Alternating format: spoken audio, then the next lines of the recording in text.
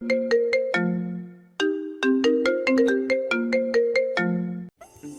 যে extremers love story channel থেকে আমি মেহের বলছি। নিত্য নতুন গল্প পেতে এক্সট্রিমার্স লাভ স্টোরি চ্যানেলটি সাবস্ক্রাইব করে বেল আইকনটি বাজিয়ে দিও কেমন। আর হ্যাঁ, ধন্যবাদ সবাইকে। হাসপাতালের ক্যান্টিনে বসে আছে নৌমিতা। কাটা চামচ মুখে ঢুকিয়ে সন্দেহজনক দৃষ্টির সামনে তাক করে রেখে খুঁটি খুঁটি দেখছে অদ্ভুত দৃশ্য। সর্বদা টমবয়ের বেশভূষায় ঘোড়া মেয়েটির গতরে কেমন মেরুন রঙা শাড়ির অবস্থান দেখে।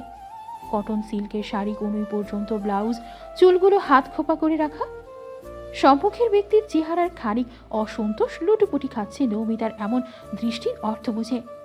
নৌমিতা সেই অসন্তোষকে পুরোপুরি অগ্রাহ্য করে নিজের সন্দেহকে সঠিক প্রমাণ করার জন্য তৎপর হয়ে উঠল। চটপটে গলায় বলল, তুমি টমবয় থেকে হঠাৎ অন্নপূর্ণা হয়ে গেলে কি করে? বাই এনি চান্স তুই কি কারোর প্রেমে পড়েছিস? সিয়াসা খেপে গেল। মুখে তোলা পটেটো ওয়েজেসটা আবার তার জায়গায় রেখে দিল। কপালে কয়েকটা বিরক্তির ভাঁজ নিয়ে বলল, টমবয় বলবি না? আমার চুল কি ছোট? উলফ কাট দেয়া? কোমর সমান চুল টমবয়দের থাকে না। আর সময়ের স্বল্পতার কারণে টি শার্ট জগার্সে কমফোর্ট ফিল করি, তাই এগুলোতেই অভ্যস্ত। হুটহাট পরে বের হওয়া যায়। কিন্তু হঠাৎ এই পরিবর্তনের কারণ কি? কেন, আমি কি শাড়ি পরতে পারি না? পারবি না কেন? 100 বার পারবি। কিন্তু যেই মেয়ে দিনে 3 বার ওড়নাকে গালমন্দ করে এক জায়গায় স্থির বসে না বলে, সেই মেয়ে এমন জিলিপির প্যাচ পরে কিভাবে কমফোর্টলি চলাফেরা করছে? এখন থেকে আমি সবসময় শাড়ি পরবো। নৌমিতার সন্দেহ দৃঢ় হলো। আত্মবিশ্বাসী কণ্ঠে উচ্ছ্বসিত হয়ে জিজ্ঞাসা করল, দুলা ভাইয়ের নাম কি? মেজর দর্পণ এহসান। ওয়েজেসে কামড় বসিয়ে বলল সিয়াসা। নমিতা আশ্চর্যান্বিত হয়ে গেল। চটপটে গলায় কৌতূহলী হয়ে বলল, বাই এনি চান্স এই সেই লোক নয় তো, যার ছোট্ট প্যান্ট নিয়ে ছিনিমিনি খেলেছিলি? হুম। মুখ নিঃসৃত শব্দটি বের হওয়ার আগে সাথে সাথে উচ্চারিত হাসির শব্দ ক্যান্টিনের ভদ্রতার নীরবতা ভঙ্গ করল। শেষ পর্যন্ত কিনা প্রেমের শুরু আন্ডারওয়্যার থেকে? আরেক দফা হাসিতে ফেটে পড়ল নৌমিতা। শ্রিয়াশা ক্রুদ্ধ দৃষ্টি নিক্ষেপ করল নৌমিতার দিকে। নৌমিতা হাসতে হাসতে বলে, তুই তোর ছেলে মেয়েকে কি গল্প শোনাবি যে তাদের বাবার আন্ডারওয়্যার নিয়ে ছিনিমিনি খেলতে গিয়ে তাদের প্রেমে হয়েছে? নৌমিতার চোখে পানি এসে গিয়েছে হাসতে হাসতে। শ্রিয়াশা হাত কিরমির করে বলল, এসব ব্লেম কথা আমি আমার ছেলে মেয়েকে বলবো কেন গর্ধ? ওকে ওকে কুল, রেগে যাচ্ছিস কেন? আসল কথা বল, এমন মুখ লটকিয়ে বসে আছিস কেন? মামু জানতে পেরেছে গতকাল, প্রচুর রাগারাগি করেছে। সে খুশি না। আমার মনে হয় পাপা রাজি হবে না। কী সব বলছিস? সাইফ আঙ্কেল আর তোকে বারণ করবে? তাও আবার এত সম্মানীয় পেশার একজন মানুষকে, যেই পেশায় তারও একদিন একনিষ্ঠ কর্মপরায়ণ ছিল। এটাই সমস্যা, তার পেশা। সে একজন নিরাপত্তা বাহিনীর লোক, এই কারণেই মামু মানতে নারাজ। কেন? নিরাপত্তা বাহিনীর লোকদের নিয়ে কী সমস্যা? সেটাই তো জানি না। তুই ওভার থিঙ্কিং করছিস। সাইফ আঙ্কেলকে সময় নিয়ে বুঝিয়ে বল, দেখবি সে রাজি হয়ে যাবে। সিয়াশা দীর্ঘশ্বাস ফেলল। চেয়ারে গা এলিয়ে ধিমি কণ্ঠে বলল, খুব সো, পাপাই এখন আমার একমাত্র ভরসা। রাত 9টা। কলিং বেলের ওপর কেউ অনবরত চাপ প্রয়োগ করে যাচ্ছে। সময়ের স্বল্পতা প্রকাশ করছে কিংবা তারা আছে। সিয়াশা লুকিং গ্লাসে চোখ রেখে সাথে সাথে দরজা খুলে দিল। মেজর ওয়ালিউল্লাহর ঘরমাক্ত চিন্তিত মুখশ্রীতে খানিক ভাটা পড়ল। জোরপূর্বক হাসি ফুটিয়ে তুলল মুখে। সিয়াশা প্রগাঢ় হেসে উচ্ছ্বাসিত কণ্ঠে বলল, হাই আঙ্কেল। হ্যালো প্রিন্সেস, কেমন আছো? আপনার সামনে আছি, একদম ঠিকঠাক। ভেতরে আসুন। এখানে দাঁড়িয়ে আছেন কেন? মেজর ওয়ালিউল্লাহ মৃদু হাসি সিয়াশার হাসি মুখ দেখে নাকচ করে বলল, নো প্রিন্সেস, তোমার পাপার সাথে দেখা করতে এসেছি। তোমার পাপা কোথায়? দুপুর থেকে ফোনে ট্রাই করছি, ফোন বন্ধ বলছে। পাপা তো অস্ট্রেলিয়ার উদ্দেশ্যে রওনা হয়েছে দুপুরের দিকে আঙ্কেল, তাই হয়তো বন্ধ পেয়েছেন। মেজর ওয়ালিউল্লাহ আবারও চিন্তাগ্রস্ত হলো। আবারও জিজ্ঞাসা করল, তোমার নানু ভাই? অফিসে এখনো আসেনি। খুব প্রয়োজন কি? তাহলে অপেক্ষা করুন, তারা একটু পরেই এসে পড়বে। সিয়াশা বলল। মেজর ওয়ালিউল্লাহ মৃদু হেসে তার মাথায় হাত রেখে বলল, না, তুমি চিন্তা করো না, তোমার পাপা পৌঁছে গেলে তার সাথে যোগাযোগ করে নেব। নিজের খেয়াল রাখবে কেমন? আমি আসছি। সিয়াচা মুচকি হেসে ঘাড় নাড়ে। মেজর ওয়ালিউল্লাহ বেরিয়ে যায় সেখান থেকে। আশরাফ আসলো তার ঠিক 1 ঘন্টা পরে। হাঁটতে হাঁটতে টাই খুলতে গেলেও খোলে না, সেভাবেই রেখে দেয়। এই কাজ তো তার নয়, যার কাজ সে করবে। দেয়ালে টাঙিয়ে রাখা বিশাল স্ক্রিনে কয়েকজন অতিরিক্ত আটা ময়দা মাখা মহিলার মুখ বারবার দেখাচ্ছে। সাথে বজ্রপাতের ব্যাকগ্রাউন্ড সাউন্ড স্পষ্ট নির্দেশ করছে এটা স্টার জলসার কোনো সিরিয়াল। মুখে উপটান মেখে 2 রমণী তা হা করে দেখছে। আশরাফ দাঁত কিরমির করে সোফার নিচে মাদুরে হাত পা ছড়িয়ে ছিটিয়ে হা করে বসে থাকা মিনির দিকে তাকায়। হাতের ব্লেজারটা সোফায় ক্ষিপ্ত হয়ে চুরে মারতেই মিনি আর মৃন্ময়ীর ধ্যান ভাঙে। তারা খানিক চমকায়। আশরাফ এদিক ওদিক চোখ ঘুরিয়ে কিছু খুঁজছে। মিনি গোলগাল তাকিয়ে বোঝার চেষ্টা করছে আশরাফ কি করছে। টিভির পাশে স্তম্ভিত ফুলদানির ভেতরে কিছু খুঁজছে আশরাফ। পরপরই ড্রয়িং রুমের সবকটা ফুলদানির ভেতরে ফুল সরিয়ে দেখতেই কাঙ্ক্ষিত জিনিসটি পেয়ে যায় আশরাফ। মিনি তড়িঘড়ি করে নিজের জায়গা ছেড়ে আশরাফের বিপরীত সোফার পেছনে দাঁড়িয়ে যায়। ভীত সন্ত্রস্ত হয়ে বলে, আইসাই কি শুরু করছেন? ভালো মতো একটু চুপচাপ বইতে পারেন না?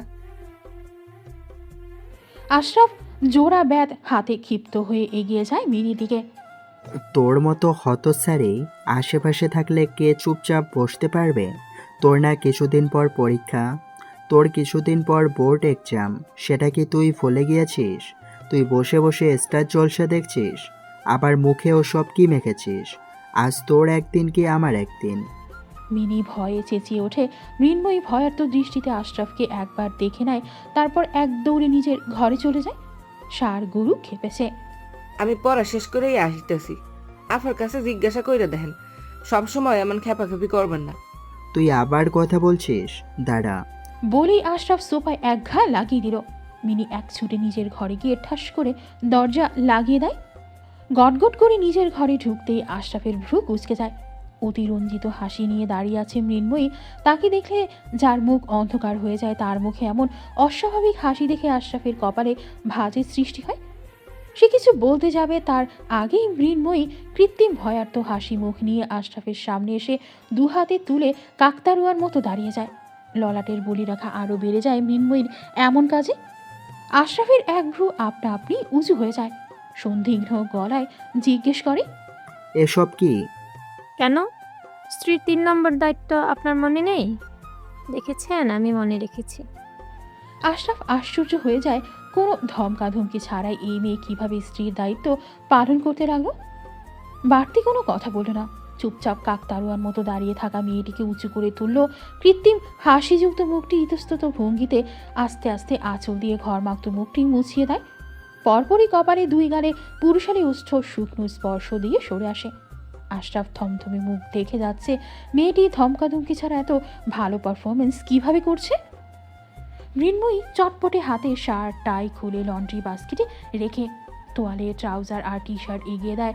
আশরাফের ভেতরটা প্রফুল্ল হয়ে ওঠে স্ত্রীর একটু সেবায়। প্রফুল্ল মনে ওয়াশরুমে ঢুকে যায়। নিজেকে কেমন বিশেষ বিশেষ লাগে নিংটি ইঁদুর ছানার সেবা পেলে। ঠাকুর ঘরে প্রতিমার সামনে এক পায়ের ওপর ভর দিয়ে কান ধরে দাঁড়িয়ে আছে বিনোদ। হেলে দূরে অনবরত ফু দিয়ে চলেছে ঠাকুরের আঙুলের মাঝে থাকা ফুলটার উপর। প্রাণপণে চেষ্টা করছে ফুলটা ঠাকুরের হাত থেকে ফালানোর জন্য। বহু চেষ্টার পরে যখন অসফল হলো, তখন ব্যর্থতার নিঃশ্বাস ফেলে ঠাকুরের প্রতিমার দিকে অসহায় দৃষ্টিতে তাকালো।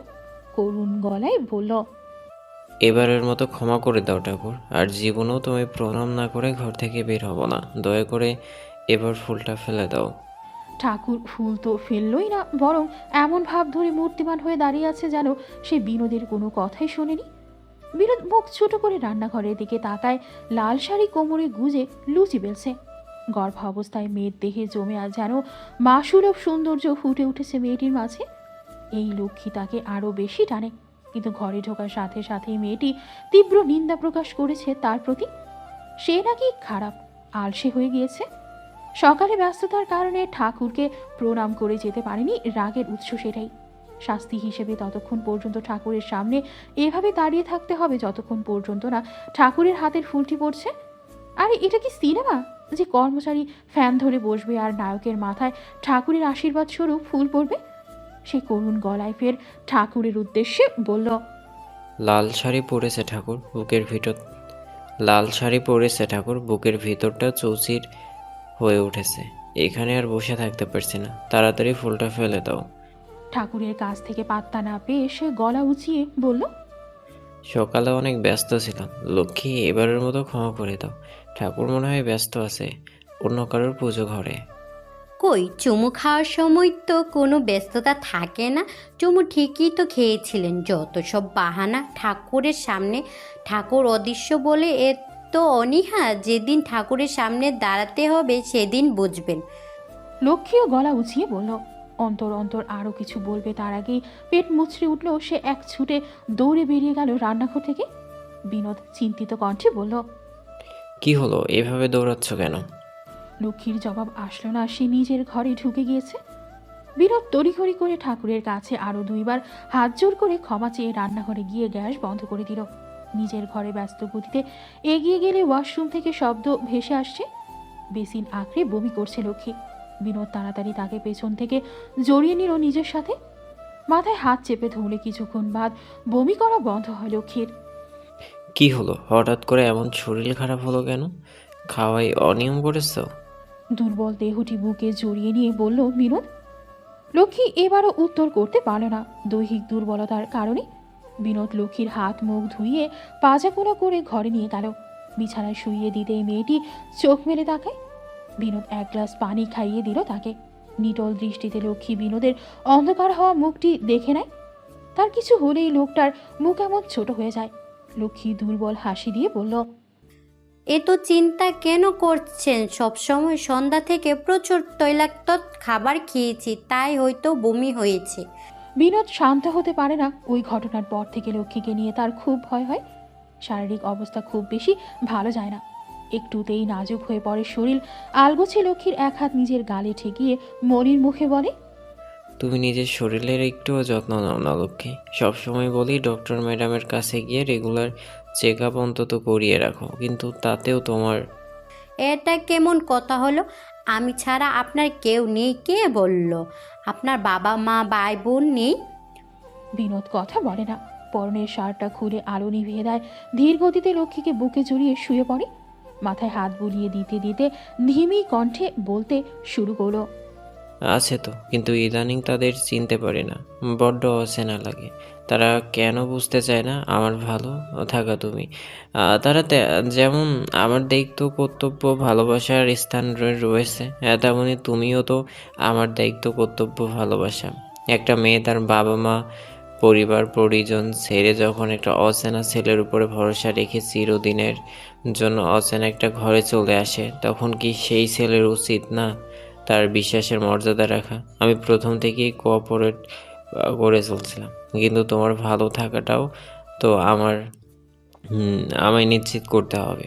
ছেলের দায়িত্ব না হয় আমি দূর থেকেই পালন করে যাব। আদর্শ ছেলে হতে গেলে আমি নিজের কাছেও ছোট হব, তোমার কাছেও ছোট হব, সমাজের কাছেও ছোট হব, আমার গোপালের কাছেও ছোট হব। তার মাকে তার বাবা সুখী করতে পারেনি, এটা শুনতে পারবো না আমি। লক্ষ্মী কথা বলে না, চুপ করে শুনে যায় বিনোদের কথা। লোকটির চিন্তা ভাবনা, কাজে কর্মে কথায় দিন দিন আরও ভালোবাসার অতল গভীরে ডুবে যাচ্ছে সে। নিশ্চয়ই সে ভাগ্যবতী যে এমন একজন সুপুরুষ তার জীবনসঙ্গী। বাবা ডাক না শুনতে পেয়েও এই লম্বা যাত্রায় কখনো তার হাত ছাড়েনি। রেগে গেলেও কখনো খোঁচা দিয়ে দুঃখ দিয়ে একটা কটু কথা বলেনি, বরং পরিস্থিতি ভেদে তাকে বোঝার চেষ্টা করেছে। কোনো চেনা জানা ছাড়া এই লোকটির হাত ধরে বাপের ঘর ছেড়েছিল। আজ লোকটি তার মনে বিশ্বাস স্বস্তির অভয়ের জায়গা করে নিয়েছে। কারো গভীরভাবে জড়িয়ে গেল লোকটির সাথে।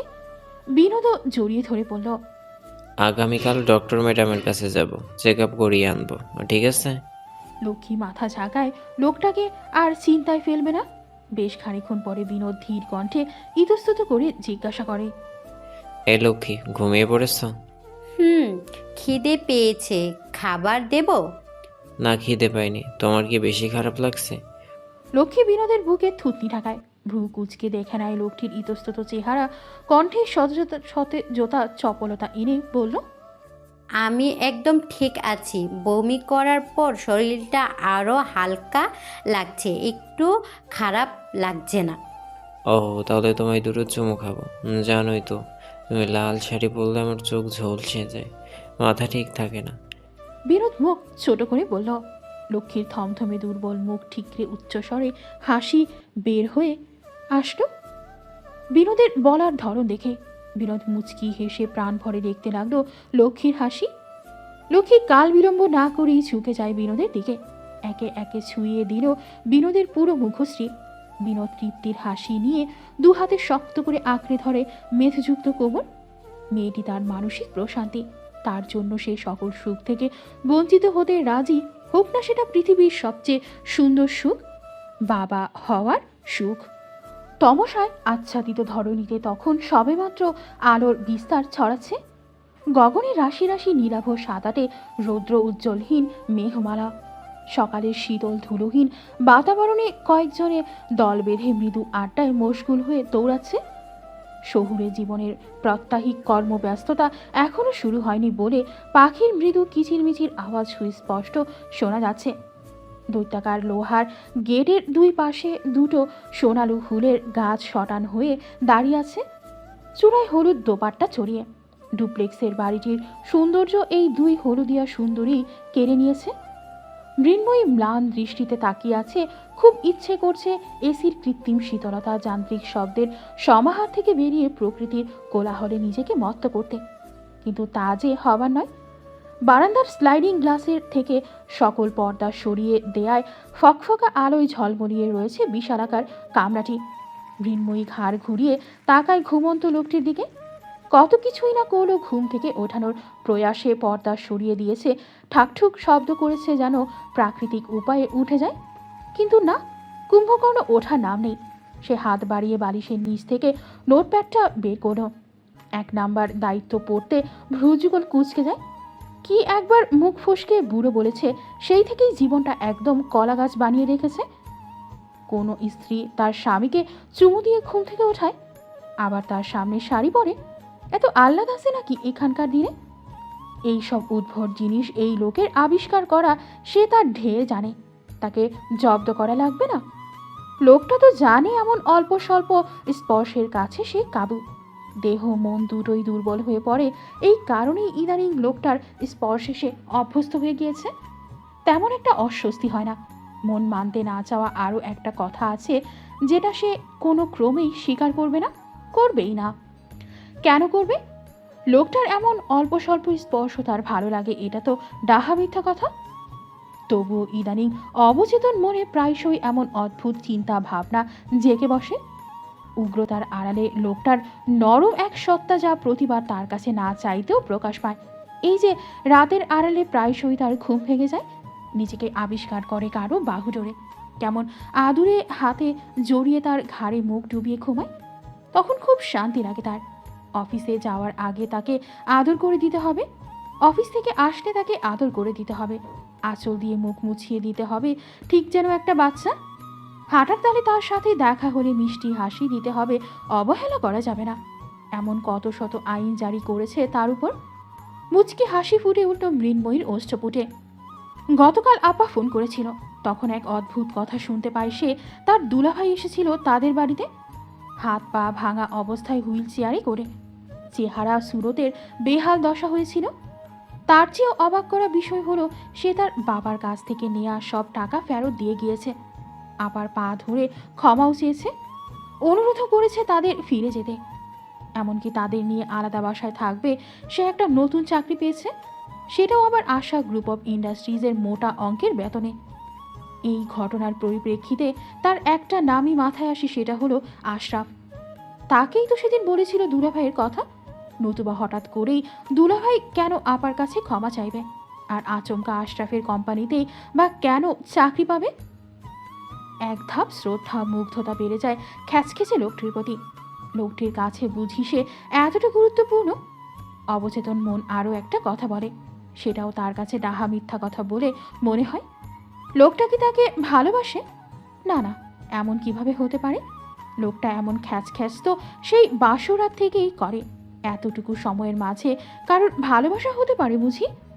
না তো হয় না, তাও আবার তার মতো হতদরিদ্র ঘরের মেয়ের প্রতি, যে নাকি কোনো দিক থেকেই আশরাফের যোগ্য নয়। জোয়ান ছেলেদের কথা ভাবা হলে তাড়াতাড়ি আমার ঘুম ভাঙাও গর্ধব। অফিস আছে আমার, লেট হলে তোমায় আস্ত গিলে খাবো। নিজ ভাবনায় মশগুল মৃন্ময়ী হকচকিয়ে গেল ঘুম জড়ানো শাসানো কণ্ঠে। সে চৌকিতে আশরাফের দিকে তাকায়। বালিশে মুখ ডুবিয়ে ঘুমাচ্ছে কত বড় ধুরন্ধর লোক, জেগে আছে তবুও উঠছে না। এটা তো অন্যায় হচ্ছে তার সাথে। ললাটে অজস্র বলিরেখা নিয়ে এসে হড়বড়িয়ে যথাযথ যুক্তি উপস্থাপন করে বলল, আপনি তো জেগে আছেন, তাহলে উঠছেন না কেন?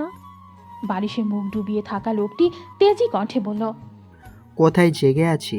আমার চোখ কি খোলা? চোখ যখন বন্ধ তখন আমি জেগে নেই, ঘুমিয়ে আছি। তুমি তোমার কাজ করো, নয়তো অফিসে না গিয়ে সোজা তোমাদের পঞ্চায়েতের কাছে যাব। মৃন্ময়ী ঠোঁটে ঠোঁট চাপড়ো রাগী গলায় জিজ্ঞেস করলো, আর গিয়ে কি বলবেন? আমি কি দোষ করেছি? বরকে চুমু দিয়ে ঘুম থেকে না উঠিয়ে অন্য ছেলেদের চিন্তায় মশগুল থাকা বেভিচারান্নির কথা বলবো? মৃন্ময়ী অবাক হয়ে গেল আশরাফের কথায়। থমথমে কণ্ঠে বলল, আমি ব্যভিচারিণী? আমি অন্য ছেলেদের সাথে কথা বলছিলাম? কে বললো আপনাকে? আমি তো আপনার কথা ভাবছিলাম। সত্যি। আশরাফের কণ্ঠে আশ্চর্যের রেশ, তবুও চোখ খুলে না সে। বালিশে মুখ ডুবিয়ে ডুবিয়ে কথা বলছে। হুম। গুড। তো আমার কথাই যখন ভাবছিলে, তাহলে চুমু দিতে সমস্যা কোথায়? চুমু দাও ফটাফট, আমার দেরি হয়ে যাচ্ছে। এরপর আবার শাড়ি পরবে, তাড়াতাড়ি করো, নয়তো সালিশি ব্যবস্থা করতে হবে। আর নেওয়া যায় না তোমার এইসব অপমান। আমি কি অপমান করলাম আপনাকে? যেই মেয়ে স্ত্রীর দায়িত্ব পালন করতে চায় না, স্বামীকে বুড়ো বলে, পাগল বলে, সেটা কি একজন স্বামীর জন্য অপমানজনক নয়? যুক্তিযুক্ত কথা। মৃন্ময়ী দমে যায়, স্বামীকে এমন ধরনের কথা বলা তো ঠিক না। আশরাফ চোখ বুঝে অপেক্ষা করছে। উঠেছে আরো 10 মিনিট আগেই, কিন্তু চোখ খোলেনি। নাসারন্ধ্রে ফুরফুরিয়ে চুলের গন্ধ প্রবেশ করতেই সে নড়ে চড়ে উঠল। মুখশ্রীতে আসছে পড়ল একগুচ্ছ ঘন মোলায়েম কেশ। ধীর স্থির গতিতে নরম উষ্ঠ ছুঁয়ে গেল ললাট সহ 2 গাল। আশরাফ চোখ বন্ধ করে আঙুল তাক করে করে ডিরেকশন দিচ্ছে কোথায় কোথায় দিতে হবে। সেই ডিরেকশন অনুযায়ী বন্ধ নেত্রে আপতিত হলো নরম ওষ্ঠ। পরপরই থুতনি সহ নাকের ডগায়। ক্ষীণ সময় ব্যয়ী মৃন্ময়ীর খোলা কেশের আড়ালে চিকন ঘাটটি সযত্নে আঁকড়ে ধরল পুরুষালী হাতটি। পুরুষালী ওষ্ঠদয় নিজ তাগিদে সমঝোতা করতে ব্যস্ত ভীতু বোকাশোকা মেয়েটির নরম ওষ্ঠের সাথে। মৃন্ময়ী ছটফট করে না। লোকটার এমন কার্যক্রম সহ্য করে তার অভ্যাস হয়ে দাঁড়িয়েছে। তবে আজ সহ্য করার চেষ্টা করল না, বরং অনুভব করার চেষ্টা করল লোকটির স্পর্শে তা তো নেই কোনো ঘৃণা, রাগ, তুচ্ছতাচ্ছিল্য কিংবা কামনা, বরং বহিঃপ্রকাশ করছে ধৈর্য, ভালোবাসা আর যত্নে। আশরাফ চাইলেও তো পারত আর 5টা লোকের মতো স্বামীর অধিকার ফলাতে। এমনকি এটাই স্বাভাবিক, পৃথিবীর কোনো পুরুষই হয়তো নিজের বিবাহিতা স্ত্রীর মনে ভালোবাসার উৎপত্তি হওয়া পর্যন্ত অপেক্ষা করবে না। 90% পুরুষ প্রতিটা মেয়ের মানিয়ে নেয়াকেই ভালোবাসা মনে করে। কখনো বোঝার চেষ্টা করে না প্রতিটা নারী অন্তঃকরণে ভালোবাসার কি অনন্য সংজ্ঞা বয়ে বেড়ায়, যার সাথে বাস্তবিকতার কোনো মিল থাকে না। অর্ধেক নারীর জীবনের অর্থই হলো মানিয়ে নেওয়া। সেখানে আশরাফ তাকে মানিয়ে নিতে বাধ্য করেনি, বরং জোর খাটিয়ে নিজের প্রতি ভালোবাসা সৃষ্টি করেছে। জোরপূর্বক কখনোই তার সাথে কোনো জুলুম করেনি, যা একটা নারীর পক্ষে অসহনীয়। প্রতিটা পুরুষের উচিত তার নববধূকে একটু সময় দেয়া। অধিকার আছে বলেই অধিকার ফলাতে পটু হলেও সেটা খুব একটা সুখময়, তৃপ্তিদায়ক হয় না। স্ত্রী তো তার পালিয়ে যাচ্ছে না। ছোট ছোট যত্নে ভালোবাসার প্রকাশ, স্ত্রীকে বোঝা, একটু সময় নিয়ে স্ত্রীর মধ্যে ভালোবাসা সৃষ্টি করলেই নারী নামক সবচেয়ে নমনীয় সত্তাটি চিরতরে হাসি মুখে আপনার হয়ে যাবে। পৃথিবীতে সবচেয়ে সহজ কাজ হলো নারীর মন ছুঁয়ে যাওয়া। তবে কেন তুচ্ছ এই অধৈর্যতার কারণে পশুর মতো আচরণ করা হয়? আমরা মাঝে মাঝে ভুলে যাই সৃষ্টির সেরা জীব হলো মানুষ। তবে মানুষের মতো মানসিক বোধ আমাদের মাঝে থাকে না। আমরা খুইয়ে ফেলছি মনুষ্যত্ব বোধ হয়। আজ মৃন্ময়ী এতটুকু বুঝলো, আশরাফ আর 5টা পুরুষের মতো নয়, যারা শুধু ডমিনেটিং করতে জানে। লোকটি তো তার কাছে একটু অ্যাটেনশন চায়। প্রতিটা স্ত্রী যেমন তার স্বামীকে সেবা করে, ভালোবেসে সেইটুকু চায়। এতটুকু সে দিতে পারবে না? অবশ্যই পারবে। আশরাফি এখন তার ভবিষ্যৎ। বিবাহিত নারীর কাছে তার স্বামীর ঊর্ধ্বে আর কিছু হয় না। সেই রাতের পর থেকে সিয়াশার সাথে আশরাফ একটা শব্দ বিনিময়ও করেনি। সিয়াশাও আগ বাড়িয়ে কিছু বলতে চায়নি। নাস্তার টেবিলে আশফাক আহমেদ আশরাফ বসে আছে। মিনি আর মৃন্ময়ী খাবার সার্ভ করে দিচ্ছে। মৃন্ময়ী আর সিয়াশা মিলে নাস্তা তৈরি করছে। আশরাফ খাওয়ায় ব্যস্ত, তখনই সিয়াশা ধপ করে এসে বসে পড়ল তার পাশের টেবিলে। আশরাফ নির্বিকার খেতে বসল, যেন সে সিয়াশাকে দেখেইনি। সিয়াশার মনক্ষুণ্ণ হলো। অনবরত টি শার্ট টানাটানির কারণে আশরাফ নাকের পাটা ফুরিয়ে বিরক্তি নিয়ে তাকায় সিয়াশার দিকে। কোমরের কাছে টি শার্ট তখনও সিয়াশার হাতে। আশরাফ কড়া গলায় কিছু বলতে যাবে, তার আগেই তার নজর যায় সিয়াশার গায়ের পোশাকে। ওভারসাইজ টি শার্ট পরা নিজের পছন্দের টি শার্টটি সে আহত দৃষ্টিতে তাকায় সিয়াশার দিকে। 2 দিন আগেই তাগা থেকে পার্সেল এসেছে। পছন্দ করে কয়েকটা টি শার্ট অর্ডার করেছিল, যেগুলো সিয়াশার ভয়ে লকারে উঠিয়ে রেখেছিল।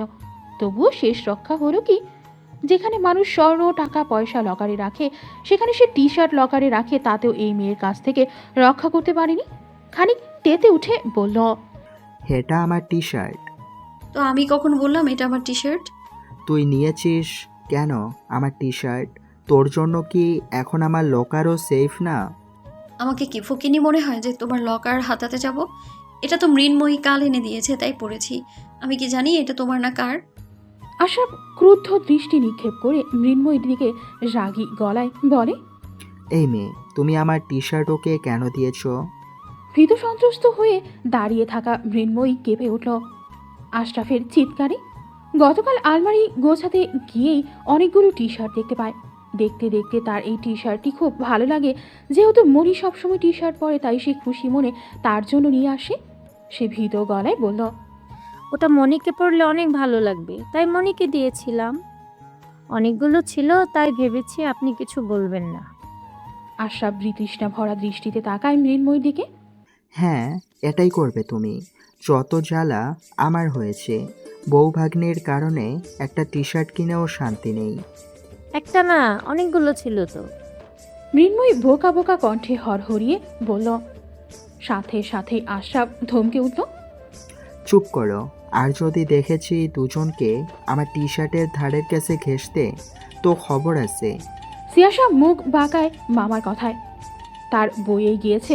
আশরাফ আহমেদ ছেলের এমন উচ্চস্বরে কথা বলায় বিরক্ত হয়ে চেয়ার ছাড়ল। দুলাভাইয়ের সাথে থাকতে থাকতে এটাও আস্ত একটা বেয়াদব হয়েছে। ম্যানার্সলেস। খাবার টেবিলে কিভাবে কথা বলতে হয় জানে না। মামু, তুমি আমায় কতটুকু ভালোবাসো? সিয়াশা আগ্রহী কণ্ঠস্বর। আশরাফ নিরুত্তর খাচ্ছে, জবাব দিল না। সিয়াশা বায়না ধরে বলল, ও মামু, বলো না। আশরাফ খাবার মুখে পুরে আঙুলের ডগায় এক চিমটি পরিমাণ দেখালো। সিয়াশা প্রগাঢ় হেসে উঠল। এতেই হবে। আমায় একটা সাহায্য করো না? পারবো না। প্লিজ মামু, আমার রেপুটেশনের কথা। আশরাফের হাত ঝাঁকিয়ে বলল সিয়াশা। আশরাফের ভ্রু কুঁচকে যায়। সিরিয়াস কথায় চিন্তিত কণ্ঠে বলল, কি হয়েছে? হসপিটালে কোনো সমস্যা হয়েছে? সিয়াশা ঘন ঘন হ্যাবোদক মাথা নাড়ে। আশরাফ চোয়াল শক্ত করে নেয় সিয়াশার পরবর্তী কথায়। কিছু বলে না, চুপচাপ বেরিয়ে যায় খাওয়া শেষ করে। শীতাতপ নিয়ন্ত্রিত কক্ষে দাঁড়িয়েও বিনোদ দরদর করে ঘামছে। বর্তমানে সে সোনোগ্রাফি কক্ষে রয়েছে। অন্তঃকরণের ভয় আতঙ্ক ছড়িয়ে ছিটিয়ে আছে ডাক্তার ম্যাডামের গম্ভীর থমথমে মুখ দেখে। লক্ষ্মীর কি খারাপ কিছু হয়েছে? কয়েকদিন যাবতই সে খেয়াল করেছে মেয়েটি কেমন দুর্বল হয়ে পড়ছে। বেশিরভাগ সময় শুয়ে থাকে। যদি কোনো বড় অসুখ হয় লক্ষ্মীর। দেহ খানিক গরম হয়ে উঠল উত্তেজনায়। লক্ষ্মীর দিকে তাকাতেই দেখতে পায় সে মিটিমিটি হাসছে। বিরক্তিতে বিনোদের ভ্রু কুঁচকে যায়। লক্ষ্মীর হাসির কারণ সে জানে। আল্ট্রাসাউন্ড জেল পেটে দিলেই ওভাবে হাসে। তার নাকি মজা লাগে। ঠান্ডা ঠান্ডা জেল, একদম রিল্যাক্সিং ফিলিংস। এদিকে তার ভয়ে ঘাম ছুটে যাচ্ছে। সকল টেস্ট রিপোর্ট নিয়ে সিয়াশার কেবিনে আসতে বিনোদ চিন্তিত কণ্ঠে জিজ্ঞাসা করল, ডক্টর ম্যাডাম, বড় কোনো সমস্যা হয়েছে কি? হাতের রিপোর্টটি থেকে চোখ সরিয়ে সিয়াশা বিনোদের দিকে তাকায়। দেখা মিলে বিনোদের বেরং হওয়া চেহারা। সে মুচকি হেসে বলল, এবার আমায় 1 বয়াম নারকেলের নাড়ু দিতে হবে বিনোদ দাদা। 2 বয়ম দেবো ম্যাডাম? লক্ষ্মীর কি হয়েছে, ও ঠিক আছে তো? সিয়াশা রিপোর্টটি এগিয়ে দেয় বিনোদের দিকে। বিনোদ আপ টু বটম একবার চোখ বোলালে তার দেহ সর্বশ্রান্ত হয়ে যায়। লক্ষ্মী পিটপিট করতে থাকে লোকটিকে দেখে। পূর্ব অভিজ্ঞতা থেকে এবং ডাক্তার ম্যাডাম ইউরিন টেস্ট দেওয়ায় সে কিছুটা ধারণা করেছে। তবে কি সে আবারও মা হতে চলেছে? চকিতে সিয়াশার দিকে উৎকণ্ঠা নিয়ে তাকালে সে তার সকল উৎকণ্ঠা দূর করে দেয়। অভিনন্দন লক্ষ্মী। 9 উইক অফ প্রেগনেন্সি, ভ্রূণ একটু দুর্বল, প্রপার রেস্ট করবে, দৌড়ঝাঁপ ভারী জিনিস উঠাবে না। তোমার গর্ভাশয় অনেকটা নাজুক, তাই তোমার বেশি সতর্ক থাকতে হবে। আর প্রত্যেক মাসে একবার চেক আপ করিয়ে যাবে। লক্ষ্মী নত মস্তকে ঝরঝরিয়ে কেঁদে উঠল। বিনোদ ক্লান্ত দৃষ্টিতে তাকায় কান্নারত মেয়েটির দিকে। আর চিৎকার করে বলতে ইচ্ছে করছে পৃথিবীর সকলকে সে বাবা হতে যাচ্ছে। সে ছাড়েনি মেয়েটির হাত, বরং শক্ত করে আঁকড়ে ধরেছিল, যার বদৌলতে সৃষ্টিকর্তা আজ তাকে পরিপূর্ণ করে দিয়েছে। ক্লান্ত হাতে মেয়েটির মাথায় হাত বুলিয়ে দিল সে। তার থেকে বেশি হীনমন্যতায় ভোগে মেয়েটি তাকে বাবা হওয়ার সুখ দিতে না পেরে। সেই ঘটনার পরে কাছে আসতে চাইতো না, বারবার বলতো আরেকটা বিয়ে করার কথা। আজ সকল ঝড়ঝাপটা পেরিয়ে তারা সফল। সিয়াশা মুচকি হেসে প্রেসক্রিপশন লিখতে শুরু করলো। এমন কত শত সুন্দর মুহূর্তের সাক্ষী হয়েছে সে ডাক্তারি জীবনে, তা অগণিত। আবার বহু কুৎসিত মুহূর্তেরও সাক্ষী হয়েছে, যেখানে একজন 9 মাসের গর্ভবতী মহিলা স্বামীর থেকে লাথি খেয়ে হাসপাতালে ভর্তি হয়। দীর্ঘশ্বাস ফেলে ফোনের দিকে এক নজর তাকালো। কোনো নোটিফিকেশন নেই বড় ভাই অ্যাকাউন্টটি থেকে। সেই রাতের পর থেকে একটা বার যোগাযোগ হয়নি। যত সময় গড়াচ্ছে অস্থিরতা বাড়ছে। লোকটির সাথে কথা বলতে, তার পাশে হাঁটতে তার ভালো লাগে। শত ব্যস্ততার মাঝেও তাকে কল করতো, এখন তো একটা সিঙ্গেল মেসেজও নেই। রাগ করেছে কি তার উপর? মামা অমন ব্যবহার না করলেই পারত। সকাল তখন 11টা। মিনি গুনগুন করে গান গাইছে আর বসার ঘরে হাঁটছে বললে ভুল হবে, আশরাফকে পর্যবেক্ষণ করছে। মামা মাত্র এসেছে বাহির থেকে। এই খ্যাচরা লোক আবার বাড়ি থেকে বের হবে মনে হয়। বের হলে সে টিভি দেখবে। আপা নেই, নানা নেই, মামি অনেক ভালো, তাকে কিছু বলে না, বরং তার সাথে মিলে মজা করে টিভি দেখে। খুব মজা হবে। পড়াশোনা করতে আর ভালো লাগে না। আনন্দে টইটুম্বর হয়ে আশরাফকে এক গ্লাস জুস এগিয়ে দিল সে। ফোন থেকে দৃষ্টি তুলে আশরাফ মিনির দিকে তাকায়। চেহারায় আনন্দ উপচে পড়ছে। তবে মিনি আর মৃন্ময়ীর জন্য আশরাফ সর্বদা খ্যাচরা। সেই খ্যাচরা অভ্যাস থেকেই মিনির সকল আনন্দে পানি ঢেলে আদেশের সুরে বলল, 5 মিনিট সময়, এর মধ্যে তৈরি হয়ে নিচে নামবি তোর মামিকে নিয়ে। আমি কোথায় যাবো, কেন যাবো? আপনি মামিরে লইয়া ডেটিংয়ে গেলে যান, আমি ঘরে থাকবো। আমার মেলা পড়া আছে। মুখ ভেঙে দেব। তোর ডেটিং কি? হ্যাঁ, এসব শব্দ কোথায় শিখছিস? আমি কোথাও যাবো না। আমার 2 দিন পর পরীক্ষা। স্যারেরা ঘরে বসে বই পড়তে বলছে। তুই বই পড়বি নাকি স্টার জলসা দেখবি তা আমার ভালো করেই জানা আছে। তুই তো সোজা কোথায় যাবি না। তুই আর জোড়াবেদ হলো একে অপরের বান্ধবী। দুটো পিঠে নাতে পড়লে তোর শিরদার সোজা হয় না। বলেই আশরাফ ফুলদানির ভেতর থেকে ব্যাগটা বের করতে নিলে মিনি মেজাজ দেখিয়ে এক ছুটে দৌড় দিল। মিনি যেতেই আশরাফ আবারও ফোন নিয়ে বসলো। মৃন্ময়ীকে কলেজে ভর্তি করাতে যাবে, মিনিকেও নিয়ে যাবে সাথে করে। দুটোই তো সারাদিন ঘরে থাকে, বাহির থেকে ঘুরিয়ে আনবে। মন ফুরফুর হয়ে যাবে। সাফেদ বাথরুমের আড়ালে সদ্য গোসল নেয়া স্ত্রিক্ত বলিষ্ঠ দেহ, বক্ষস্থানের মাংসল পেশিগুলো সুদৃশ্যমান। মাথায় তোয়ালে চালাতে চালাতে দর্পণ একবার দরজার দিকে তাকালো। রাষ্ট্রীয় মিশনের চূড়ান্ত শুনানির কারণে তাকে সহ উক্ত মিশনে যুক্ত সকলকে ঢাকায় আসতে হয়েছে। অফিস থেকে কোনো রকম কাজ শেষ করে মাত্র হোটেলে ফিরল। আগামী 2 ঘন্টা হাতে ফ্রি সময় আছে, তাই এতটুকু সময় নিজেকে দিচ্ছে। আগামী 7 দিন তার জন্য খুব গুরুত্বপূর্ণ। ট্রাই-7 কেসটির গতিবিধি নিশ্চিত করার এটাই সুযোগ।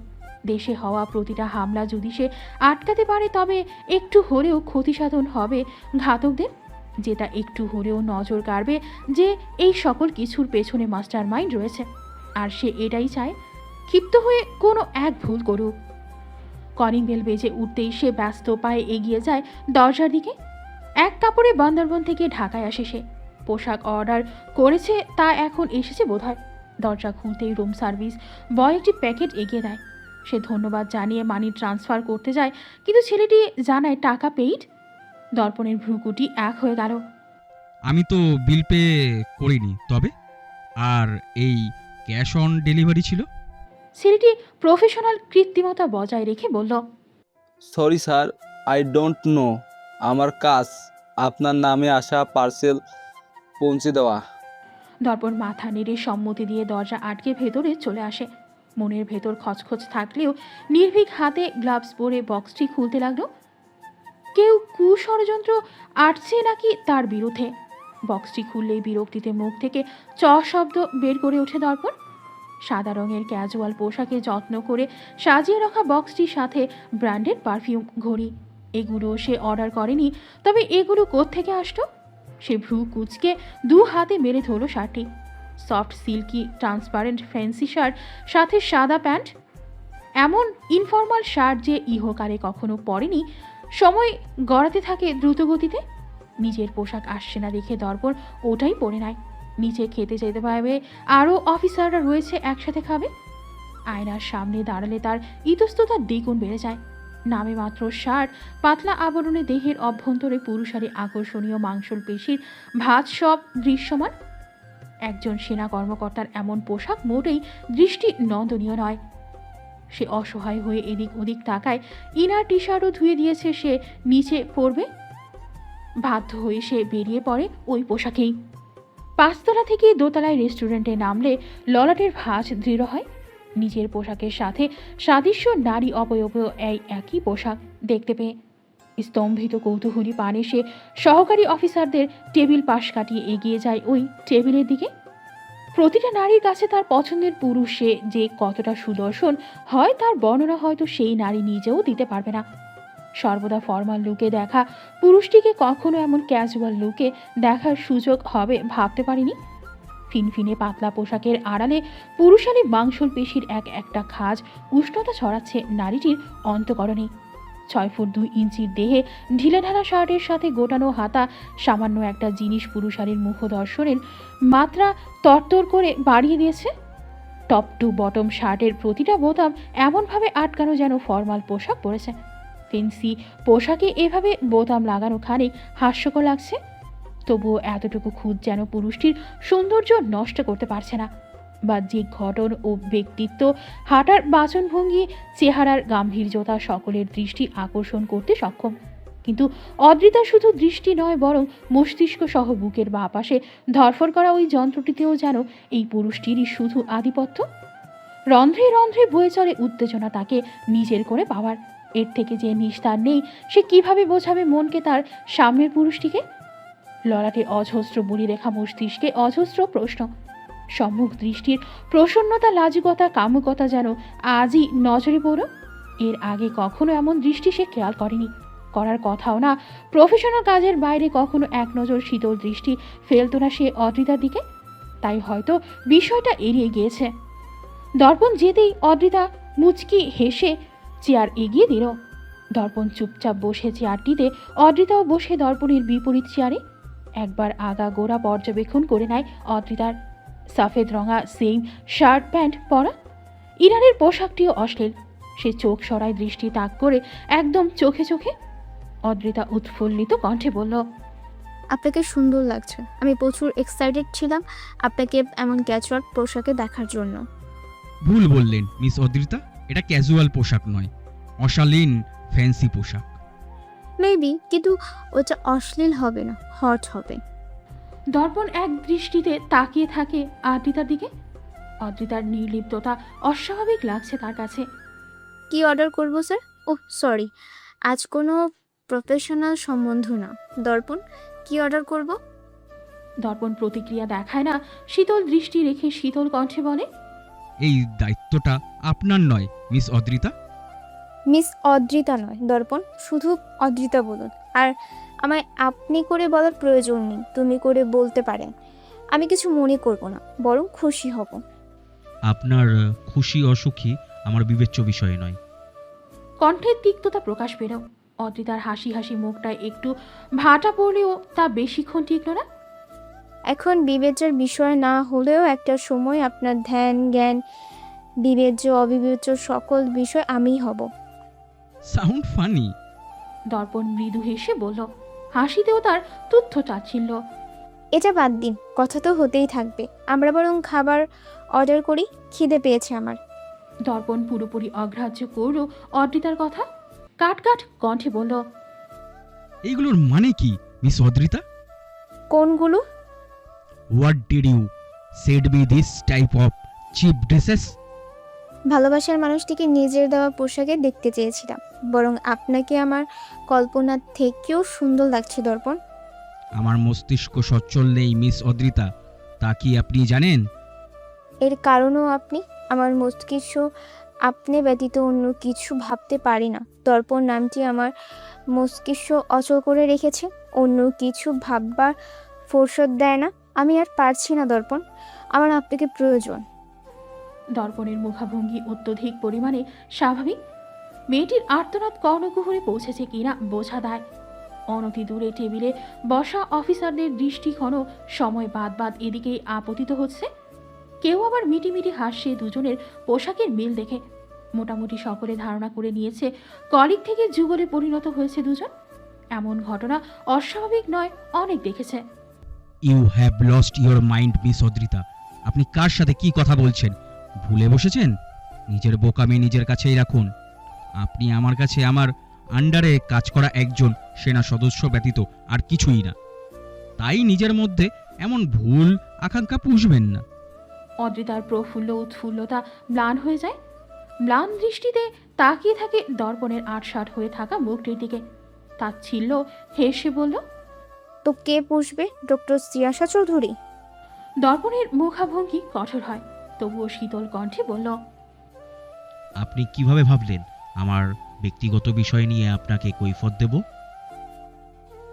বাহ, এর মধ্যে ব্যক্তিগত হয়ে গিয়েছে। অদ্রিতা হেসে উঠল, চোখ দুটো তার ছলছল হয়ে উঠছে ইতিমধ্যেই। হাতের মেনু কার্ডটি রেখে আবার ওই কঠোর দৃষ্টিতে চোখ নিবদ্ধ রেখে আকুতির কণ্ঠে বলল, আমাকে কেন ভালোবাসা যায় না? কারণ একজনকে ভালোবাসা যায়, জনে জনকে ভালোবাসা যায় না।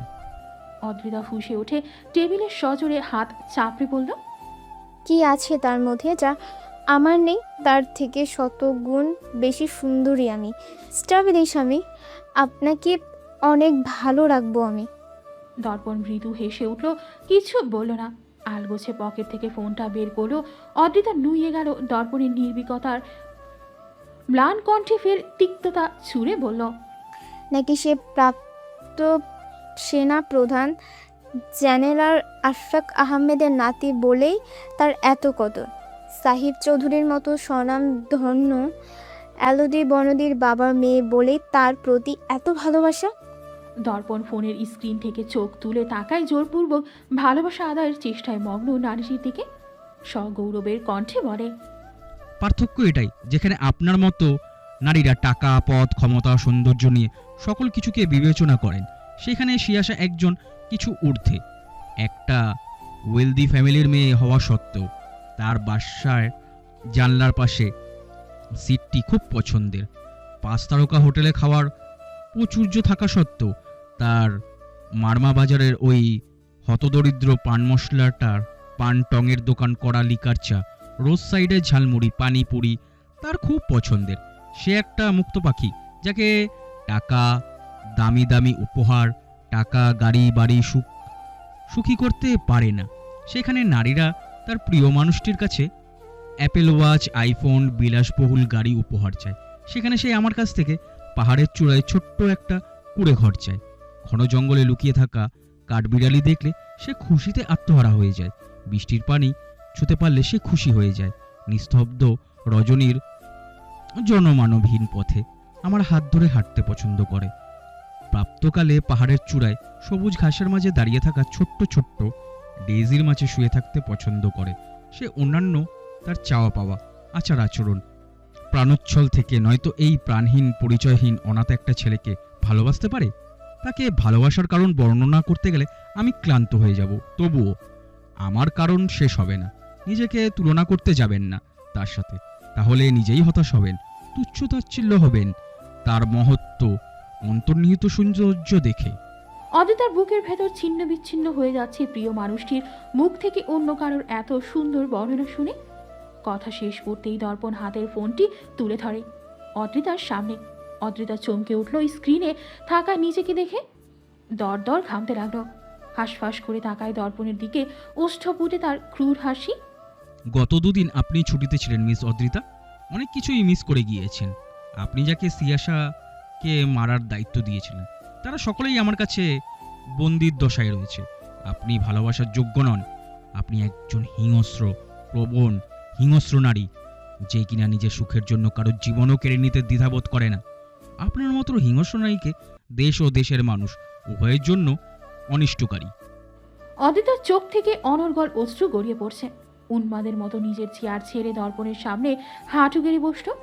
তার দুহাত নিজের গালে ঠেকিয়ে কান্নারত গলায় বলল, আমি আপনাকে খুব ভালোবাসি দর্পণ, আর আপনার জন্যই আমি এইগুলো করেছি।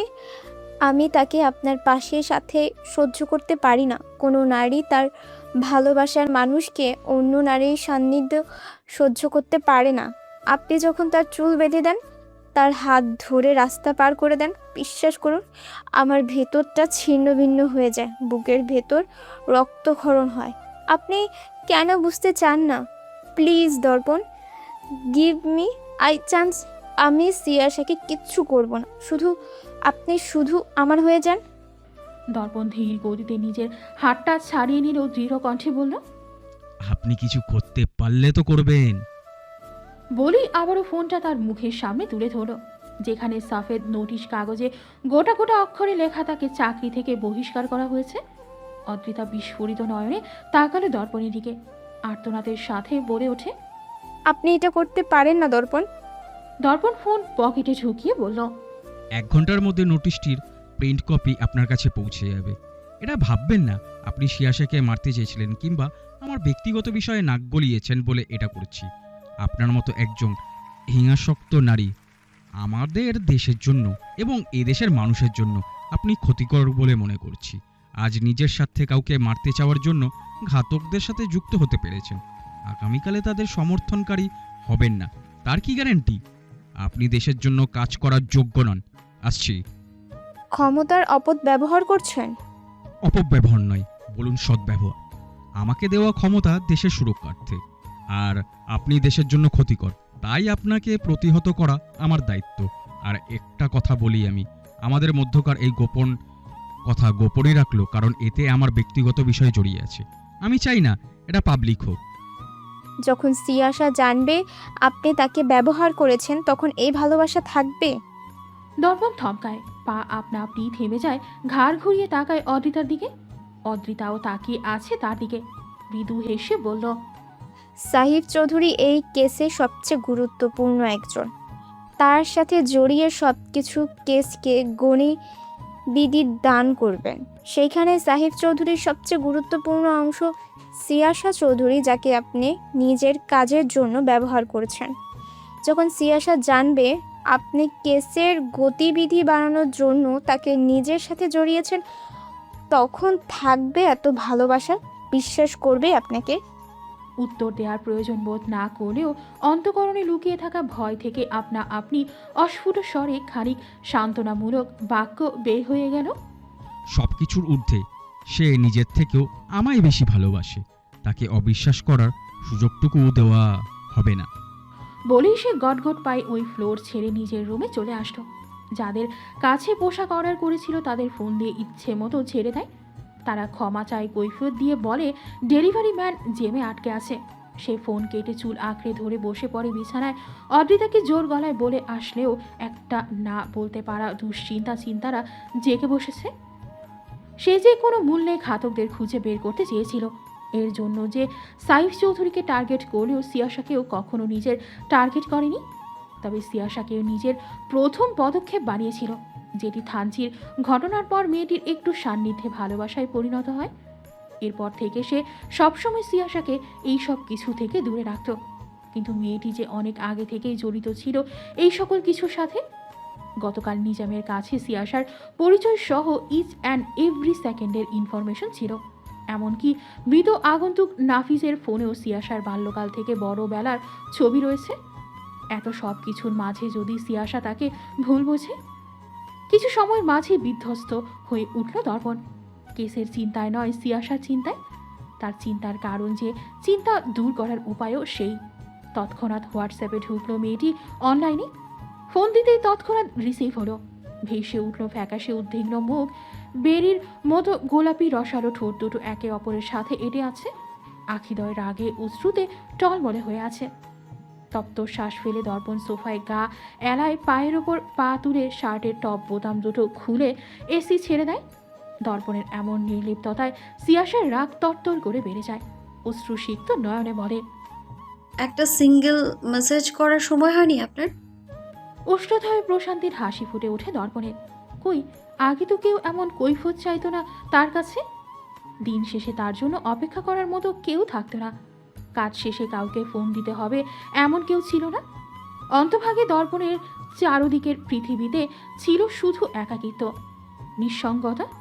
সেখানে আজ কেউ তার জন্য অশ্রু বিসর্জন দিচ্ছে। সিয়া নামটিতে এত সুখ কেন? এখন আর নিজেকে অনাথ একা পরিবারহীন মনে হয় না। এখন তারও একটা পরিবার রয়েছে যার কাছে তাকে কৈফিয়ত দিতে হয়। এমন কৈফিয়ত দেওয়ার জন্যই তো তার হৃদয়টা তৃষ্ণার্ত হয়ে আছে। সকল চিন্তা, ভয়, রাগ যেন ছুটে পালায়। ব্যস্ত ছিলাম শিয়া। মৃদু হেসে বলল দর্পণ। সিয়াসা টিস্যুতে নাক মুখ মুছতে ছিল। হাসপাতাল থেকে এসেছে একটু আগে, গোসল করে মাত্র বসেছিল। দর্পণের দিকে তাকালে তার চোখ যায় দর্পণের পোশাকে। টিস্যুগুলো ফেলে তাড়াতাড়ি করে ফোনটা কাছে নিল। ভ্রু কুচকে যায় তার পোশাকের ধরন দেখে। সিয়াসার দৃষ্টি অনুসরণ করতেই দর্পণ কাঁচুমাচু করে উঠল। টিটিপিনের ওপর রাখা ফোনটা তুলে শুধু মুখটা দৃশ্যমান করে রাখল। সিয়াসার তীব্র কৌতূহল খুব প্রকাশ করে চোখ মুখ কুচকে বলল, ছি, আপনি এমন অশ্লীল পোশাক পরে আছেন কেন? এটা অশ্লীল পোশাক লাগলো তোমার কাছে? তো আপনার কাছে এটা ডিসেন্ট পোশাক লাগছে বুঝি? হানিমুন করতে গিয়েছেন ওখানে? দর্পণ বোকা বোকা হেসে উঠল। বোকা বোকা কণ্ঠে বলল, তুমি ছাড়া হানিমুন করব কিভাবে? সিয়াসা দাঁত কিরমির করে উঠল। কেন? যেভাবে আমি ছাড়া অন্য মানুষের সামনে এমন অশ্লীল পোশাক পরে আছেন সেভাবেই করবেন। দর্পণ গা ঝাড়া দিয়ে উঠে দাঁড়ায়। গায়ের শার্ট খুলে ছুঁড়ে মারে ডাস্টবিনে। কাপড় খুলে ফের বাথরুম গায়ে জড়িয়ে ফোন হাতে নেয়। আমার কাছে কোনো পোশাক ছিল না, তাই ওটা পরতে হয়েছে। সিয়াসা আর চোখে দেখতে থাকে শ্যাম সুন্দর পুরুষটিকে। এ যেন আজন্মের তৃষ্ণা। মনে হচ্ছে কতদিন দেখে না। দর্পণ ভ্রু নাচিয়ে জিজ্ঞাসা করে, কি দেখেছো? আপনি কোথায় আছেন? ঢাকায়। কবে আসবেন? বলতে পারছি না। আপনাকে ছাড়া ভালো লাগে না, তাড়াতাড়ি চলে আসুন। দর্পণ নিরলস তাকিয়ে থাকে মুখ ভার করে বসে থাকা মেয়েটির দিকে। ইচ্ছে করছে মেয়েটির মুখের উদাসীনতা দূর করে আবার প্রাণোচ্ছল করে তুলতে। তার চোখ যে তাতেই অভ্যস্ত। দর্পণ যে ক্রমে পরিচিত হচ্ছে নিজের দুর্বলতার সাথে, এতটুকু বোধহয় দর্পণ নিজেও উপলব্ধি করতে পারছে। দীর্ঘশ্বাস ফেলে আদুরে গলায় বলল, আমার কাঠবিড়ালির এত মন খারাপ হচ্ছে বুঝি? এখন কাঠবিড়ালির মন ভালো করি কিভাবে? সিয়াসার দৃষ্টি চঞ্চল হয়, লাজে আরক্ত হয় মুখটি আদুরে সম্বোধনে। দর্পণ মৃদু হেসে বলল, লিডি, ও তোমায় খুব মিস করছে। তাকে নিয়ে যাও তোমার কাছে। যতদিন না আমি আসছি ততদিন তোমার মন খারাপ দূর করার দায়িত্ব তার। সিয়াসা বড় বড় চোখ করে তাকায়। লিলি নামক রংচটা পালকে আবৃত চটর পটর পাখিটি তার খুব প্রিয়। সে উল্লাসিত কণ্ঠে বলল, লিলিকে নিয়ে আসবো? দর্পণ মাথা নাড়ে। সিয়াসা আনন্দে আটখানা হয়ে যায়, পরপরই মিলিয়ে যায়। ও আপনার নাম বলে দেবে। ও আমায় না দেখলে ডাকে না। সিয়াসার মুখে হাসি ফুটে উঠল। ঘন ঘন ঘাড় নেড়ে বলল, আচ্ছা, ধন্যবাদ মেজর। আপনার সেবায় সর্বদা নিয়োজিত নিরাপত্তা বাহিনীর এই কর্মকর্তা। দর্পণ মাথা নত করে পেশাগত গম্ভীর গলায় বলল। সিয়াসা খিলখিলিয়ে হেসে উঠল। দর্পণের দেহে প্রাণ সঞ্চার হয় ওই হাসির শব্দে। দেহের উদাসীনতা মুছে যায়, ফের উজ্জীবিত হয়ে ওঠে কর্ম উদ্দামতা, দৃঢ় প্রত্যয়গুলি। খানিক বাদেই কলিং বেল বেজে উঠল। দরজা খুলে দিলে ওয়েটার, খাবার সহ আর ডেলিভারি ম্যান দাঁড়িয়ে। মেজাজ খারাপ হলো দুজনকে দেখেই। কেটে যায় হাতে গোনা অনেক কয়টা দিন। মিনি আইদিন শিহাদের পরীক্ষা শেষ হয়েছে গতকাল। 1 সপ্তাহ পর সাইফের আসার কথা থাকলেও সে আটকে যায় কাজে। 15 দিন হয়ে গেলেও সে দেশে আসেনি। দর্পণ নামক কাঠখোট্টা মেজরটির সাথেও সেই দিনের পর থেকে আর যোগাযোগ হয়নি সিয়াসার। বাবা নেই, প্রিয় মানুষটার কোনো খোঁজ খবর নেই। সিয়াসার মুখের দিকে তাকানো যাচ্ছে না। তাকালেই মনে হয় কেঁদে দেবে। আশফাক সর্বোচ্চ চেষ্টা করছে সিয়াশাকে হাসি খুশি রাখার জন্য। আউটিং শপিং কোনো কিছুতে বাদ রাখেনি, এমনকি সাত সকালে বাবা ছেলে মিলে ঘন জঙ্গলেও ঘুরতে গিয়েছে সিয়াশার মন ভালো করার জন্য। আর তার জন্যই তো সিয়াশার আনা ওই বেয়াদব পাখিটাকেও সহ্য করে নিচ্ছে আশরাফের মেজাজ ইদানিং চড়া থাকে প্রায় সবসময়ই। কারণ হয়েছে ঘরে থাকা চার রমণী। চার বললাম ওই বেয়াদব পাখিটাকে নিয়ে। চরম বেয়াদব পাখিটি দেখতে হবে না মনিবকে? প্রথম রমণীর কথায় আসি, সে হলো মিনি। মেয়েটার উৎপটাং আচরণ, স্টার জলসার মেলো ড্রামা হা করে দেখা, কতক্ষণ সাধু ভাষা, কতক্ষণ চলিত ভাষা, তো কখনো অশুদ্ধ ভাষা। এইসব গুরুচণ্ডালি শুনলে তার মেজাজ নিজস্ব স্বকীয়তা হারায়। দ্বিতীয় রমণী হলো সিয়াশা। মেয়েটি এখন সবসময় শাড়ি পরে বাহিরে বের হয়। অপরূপ সৌন্দর্যের মেয়েটিকে দেখতে লাগে ঠিক যেন তার আপা। সেই রূপ দেখলে যত না খুশি হয় তার চেয়ে বেশি রাগ হয়। এর পেছনের কারণ মেজর দর্পণ এহসান বলে বিরক্তিকর লোক একটা। তৃতীয় রমণী হলো নেংটি ইঁদুরছানা। তার বোকা নেংটি ইঁদুরছানা আর নেই, সে এখন চালাক হয়ে গিয়েছে। এখন আর ধমকাধমকি করে স্ত্রীর দায়িত্ব পালন করাতে হয় না। সে নিজেই আগ বাড়িয়ে হাসি মুখে করে, বলার আগে চুমু দেবে। রোজ সকালে হাসি মুখে তার সামনে শাড়ি পরবে, লজ্জার মাথা খেয়েছে। মেজাজ খারাপ কি শুধু শুধু হয়? আগে কি সুন্দর বকা দিলেই কেঁদে দিত, ভয় পেত সেই ভীতু মুখখানা, এখন আর দেখা যায় না। এই দুঃখ সে কোথায় রাখবে, কাকে বলবে? এবার আসি চতুর্থ রমণী এবং সবচেয়ে গুরুত্বপূর্ণ অকৃতজ্ঞ রমণী লিলি। বেশিরভাগ মেজাজ খারাপ এই রমণী করে। তার খাবে, তার পড়বে, আবার তাকে বেয়াদব বলে নির্বোধ রমণী। প্রথম যেদিন এসেছে সেদিনই বেশি কথা বলার কারণে তুমুল ঝগড়া বাঁধে লিলি নামক নির্বোধ বেশি কথা বলা প্রাণীটির সাথে। সেই ঝগড়ার মাঝেই আশরাফ তাকে বেয়াদব বলে ফেলেছিল। নির্বোধ প্রাণীটি ওই কথাটার সাথে সাথে মুখস্থ করে নেয়। এমনি সময় কত ভালো কথা বলে সেটা কানেও তুলবে না, কিন্তু একটা বাজে কথা বা গালি বলো অমনি ওটা মুখস্থ করে নেয়।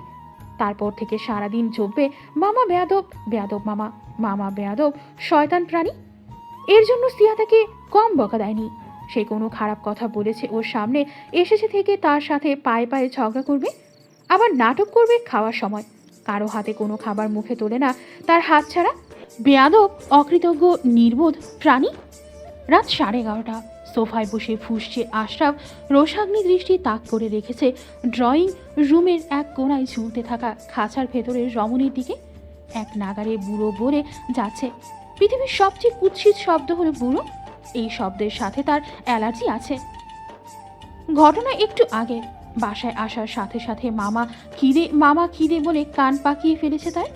সিয়াশা মামা বলে ডাকে, তাই শুনেও সেও মামা বলে ডাকে। লাগাতার অমন ডাকাডাকির কারণে সে রেগে গিয়ে বলে, বুড়ো পাখি, হাতে পায়ে এত বড় হয়েছিস, তবুও খাইয়ে দিতে হবে কেন তোকে? ব্যাস, কোথায় কি শুনলো কে জানে, সেই থেকে তীক্ষ্ণ কণ্ঠে চেঁচিয়ে যাচ্ছে, পুরো পুরো মামা, পুরো মামা, পুরো মামা, মামা পুরো। আশরাফ এবার রেগে মেগে নিজের ঘরে চলে গেল। বউ বুড়ো বলে, আবার তার সাথে এই রমণীয় যুক্ত হয়েছে। অসহ্য। লিলির সব রাগ গিয়ে আপতিত হলো মৃন্ময়ীর ওপর। ঘরে ঢুকতেই মৃন্ময়ী হাসি মুখে দাঁড়িয়ে যায় আশরাফের সামনে। আঁচল দিয়ে যত্ন সহকারে মুখের ঘাম মুছিয়ে দিল। নিয়মানুযায়ী চুমু দিতে গেলেই আশরাফ তেতে ওঠে। এই মেয়ে, এই দূরে সরো। নির্লজ্জ নেংটি ইঁদুরছানা, লজ্জা শরমের মাথা খেয়ে ফেলেছে।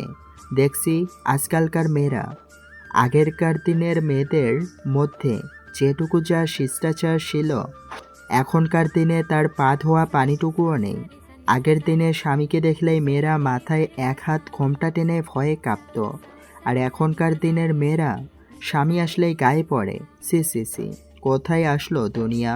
শোন ইঁদুর, শোন ইঁদুরছানা, যতই পটানোর চেষ্টা করো না কেন, আমি হলো বেড়াল, পড়বো না তোমার এই সলচাতুরির কাছে। কী ভাবো তুমি এভাবে আমায় পটাবে আর আমি তোমায় না খেয়ে ছেড়ে দেব? কখনোই না। বলেই সে গটগট পায়ে চেঞ্জিং রুমে চলে গেল।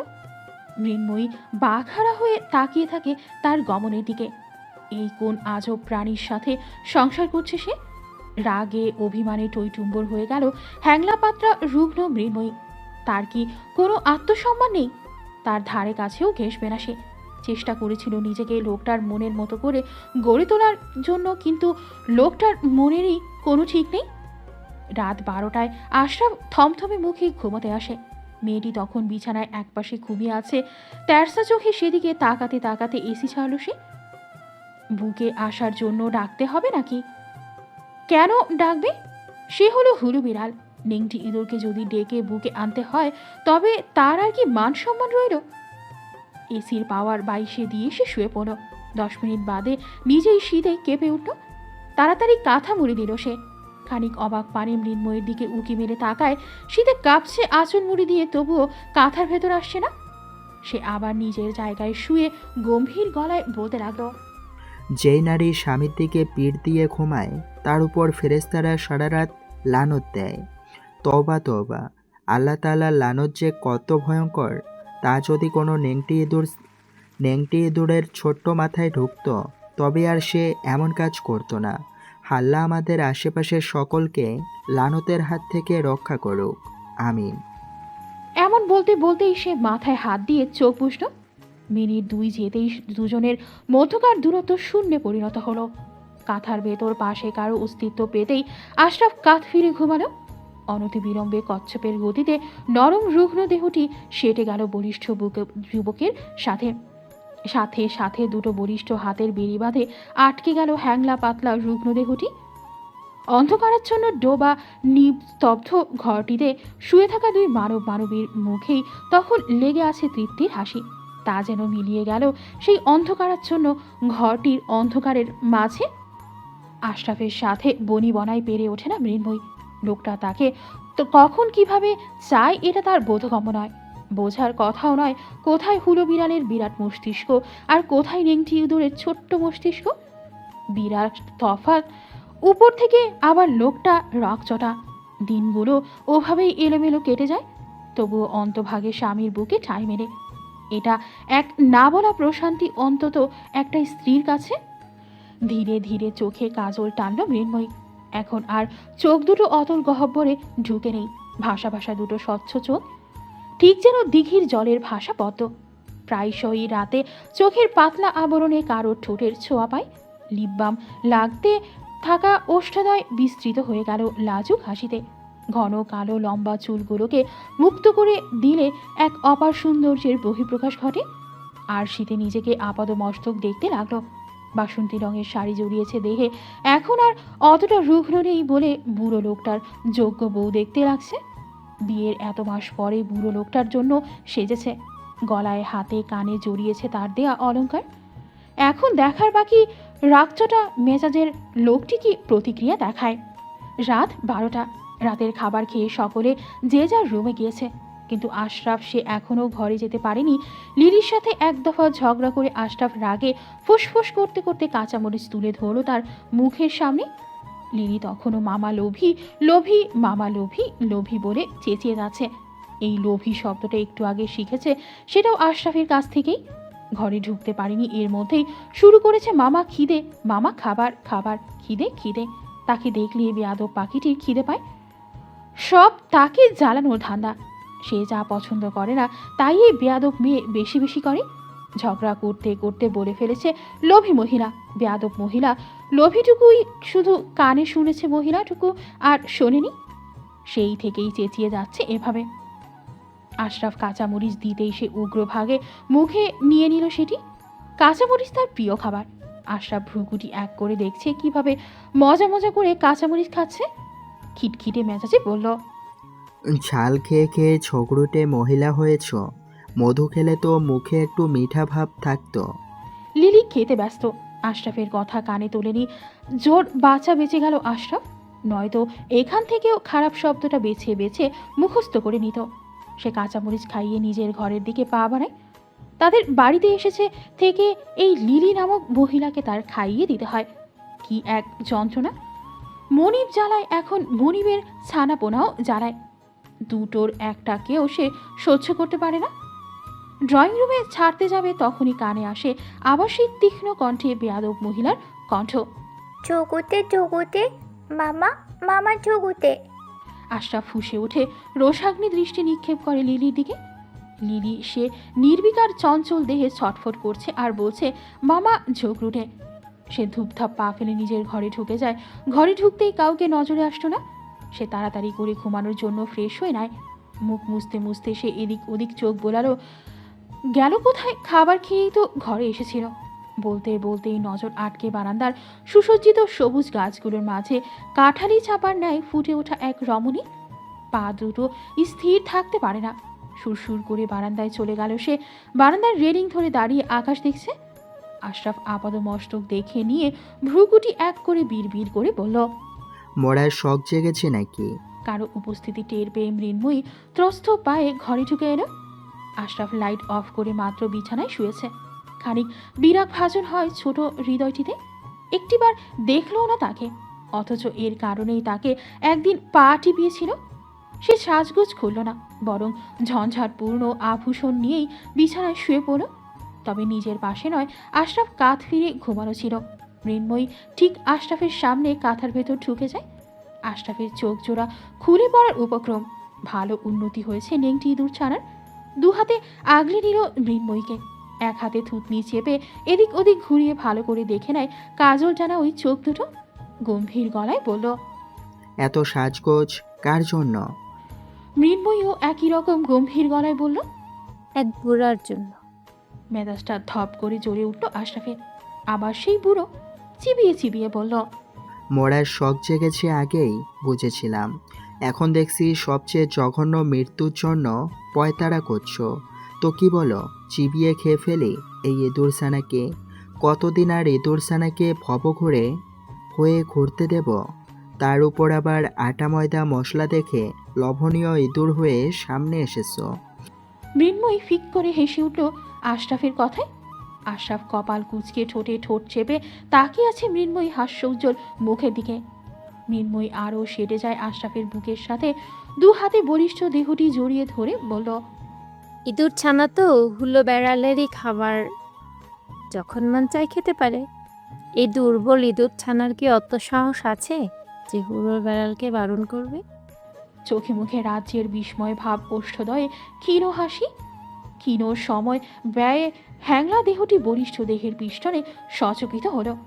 হাতে গলার অলংকার খুলতে খুলতে খোঁচা মেরে বলল, বাবা, দেহে একটু চর্বি মাংস জমেছে, কি সাহস অমনি বেড়ে গিয়েছে। চলো দেখি তো কত সাহস বেড়েছে তোমার। কাঁপতে কাঁপতে ভূমিকম্প বইয়ে অজ্ঞান হয়ে গেলে তখন দেখবে চালাকি জানালা দিয়ে পালাবে। ওষ্ঠপুটে লাজুক হাসি নিয়ে তাকিয়ে থাকে মৃন্ময়ী। আশরাফকে কয়েক দফা অবাক করে দিয়ে তার গলা জড়িয়ে ধরে দুই গালে ঠোঁট ছুঁয়ে দিয়ে মোহিত কণ্ঠে বলে, আমার দেখা সবচেয়ে সুদর্শন সুপুরুষ আপনি, যে কিনা নারীদের সম্মান দিতে জানে, তাদের ভালোবাসতে শিখাতে জানে, সকলের চোখে পানি মুছে মুখে হাসি ফোটাতে জানে, ন্যায় অন্যায়ের পার্থক্য করতে জানে। এই ভীতু দরিদ্র ইঁদুর ছানাকে এক বুড়ো হুলো বেড়ালকে ভালোবাসতে শিখিয়েছে, যার কাছে ধনী গরিবের মধ্যে কোনো ফারাক নেই। এমন এক বুড়োকে পাওয়া এই নেংটি ইঁদুর ছানার জন্য 7 কপালের ভাগ্য। আমি আজীবন চাইব আমার জীবনে এই বুড়ো হুলো বেড়াল বারংবার প্রেম রূপে আসুক, আর আমি সর্বাবস্থায় তার হয়ে থাকি। আশরাফ চেয়ে থাকে ছোট্ট ইঁদুর ছানার দিকে। অবশেষে সে পেরেছে ওই ছোট্ট হৃদয়টিতে ভালোবাসার বীজ রোপণ করতে। মৃদু হেসে বদ্ধ নেত্রে আদুরে ভাবে মেয়েলি গলায় মুখ ঘষে দিল আশরাফ। জড়ানো কণ্ঠে বলে, ভীতু ইঁদুরছানা দেখছি আজ আটঘাট বেঁধে নেমেছে হুলো বেড়ালকে নাস্তানাবুদ করার জন্য। মৃন্ময়ীকে কথা বলার সুযোগ দেয়া হয় না। সে পথ বন্ধ করে দিয়েছে আরও ক্ষণকাল আগে। সত্যি সত্যি হুলো বিড়াল সুযোগ পেতেই খপ করে ধরে নেয় ইঁদুর ছানাকে। তাকে বোঝার স্বামী নামক মানুষটি তাকে ভীষণ করে চায়। স্বামীর প্রেমময় স্পর্শে মৃন্ময়ী সর্বাঙ্গে সেজে ওঠে এক নতুন সৌন্দর্যে। দেশে তখন তোলপাড় চলছে ডক্টর মোহাম্মদ জাফর নামক স্বনামধন্য ডাক্তারের বর্বরতা নিষ্ঠুরতা নিয়ে। প্রতিটা সংবাদ মাধ্যমের হেডলাইন কৃত্রিম উপায়ে কিভাবে মৃত মানুষকে জীবিত প্রমাণ করা হয় টাকা উপার্জন করছে বান্দরবানের নামকরা এই ডাক্তার। এরপর থেকেই দুর্নীতি দমন অভিযান ও স্বাস্থ্যসেবা থেকে তদন্ত কমিটি গঠন করা হয়, যা প্রতিটি হাসপাতালের হিস্ট্রি চেক করার জন্য। সপ্তাহ আগে একদিন এক সংবাদ মাধ্যমে হঠাৎ করেই এক সিসিটিভি ফুটেজ সহ কিছু ডকুমেন্টারি রিপোর্ট প্রকাশ পায়। তারপর থেকেই ডক্টর জাফরকে আটক করা হয়, যথাযথ শাস্তি ও জরিমানা সহ। তবে এই তথ্যকে প্রকাশ করেছে কিভাবে তা যেন অজানাই থেকে গেল, হয়তো অজানা রাখা হয়েছে। হঠাৎ করেই আশা ফাউন্ডেশনের 10টি বাচ্চা একসাথে অসুস্থ হয়ে পড়ে। জ্বর, ঠান্ডা সহ কাশি, সর্দি, মোট কথা ছোট্ট বাচ্চাগুলোর নাজেহাল অবস্থা। গতকাল মাঝরাত থেকে আশফাক আহমেদ এখানে রয়েছে। সিয়াসা এসেছে ভোর হতেই, উদ্বিগ্ন উৎকণ্ঠিত বদন, ললাটে চিন্তার রেখা। এক রুমের 10টি বাচ্চা অসুস্থ, এক একজনের হাতে আইসক্রিম। তাতে অদ্ভুত এক রুলস রয়েছে, ঠান্ডা লাগলে আইসক্রিম খেতে হয়, তাহলে তারা তাড়াতাড়ি সুস্থ হয়ে ওঠে। শুনতে ফানি হলেও এটা দেখেই সকলে অভ্যস্ত। তাই জ্বর ঠান্ডা হলে সবার আগে আইসক্রিম, চকলেট হাজির করা হয় তাদের সাথে সামনে। আশ্রমের করিডোরের এ মাথা থেকে ও মাথা হাঁটছে আশরাফ। ছোট্ট দুহাতে গলা জড়িয়ে কাঁধে মাথা রেখে শুয়ে আছে 6 বছরের একটি ছেলে বাচ্চা মিরাল। মাঝে মধ্যে হাঁচি দিয়ে উঠছে। মিরালি সবার আগে অসুস্থ হয়, এরপর থেকে একে একে সবাই অসুস্থ হয়ে পড়ে। দুশ্চিন্তায় আচ্ছন্ন আশরাফ আবারও ফোন কানে তোলে। নাম্বারটি বন্ধ বলছে। বাচ্চাদের জন্য যেই শিশু বিশেষজ্ঞ চিকিৎসক রয়েছে তাকে ফোন করছে সকাল থেকে, কিন্তু ফোন বন্ধ পাওয়া যাচ্ছে প্রতিবার। সে ঘাড় কাত করে মিরালের দিকে তাকায়, উদ্বিগ্ন কণ্ঠে বলে, হাসপাতালে চলো, ডাক্তার আঙ্কেলকে ফোনে পাওয়া যাচ্ছে না। বাচ্চাটি চট করে মাথা তুলে তাকায়, ঘন ঘন না বোধক মাথা নেড়ে বলে, নো, হাসপাতালে জমস রয়েছে অনেক, আর ওখানে সকলে কাঁদে। ওখানে গেলে আরও অসুস্থ হয়ে যাব, আমি কোথাও যাব না। আশরাফ সরু দৃষ্টিতে তাকায়, তীক্ষ্ণ কণ্ঠে বলল, জার্মসের ভয়ে নাকি ইঞ্জেকশনের ভয়ে? ধরা পড়ে যাওয়ায় আবার ধপ করে কাঁধে মাথা দিয়ে শুয়ে পড়ল মিরাল। আরও একবার অসুস্থ হয়েছিল, তখন হাসপাতালে নিয়ে গিয়ে 7টা ইঞ্জেকশন দিয়েছিল। এরপর থেকে হাসপাতাল নামটিকে এবং জায়গাটিকে ভয় সমেত ঘৃণা করে।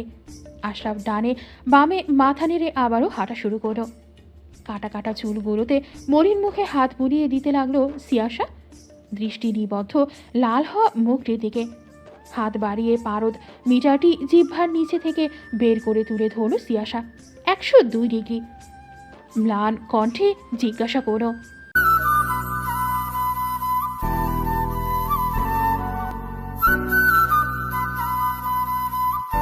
আপনাদের একটা লাইক, একটা শেয়ার আর একটা সাবস্ক্রাইব আমাদের জন্য উৎসাহ, আপনাদের জন্য আরো ভালো কন্টেন্টের প্রতিশ্রুতি।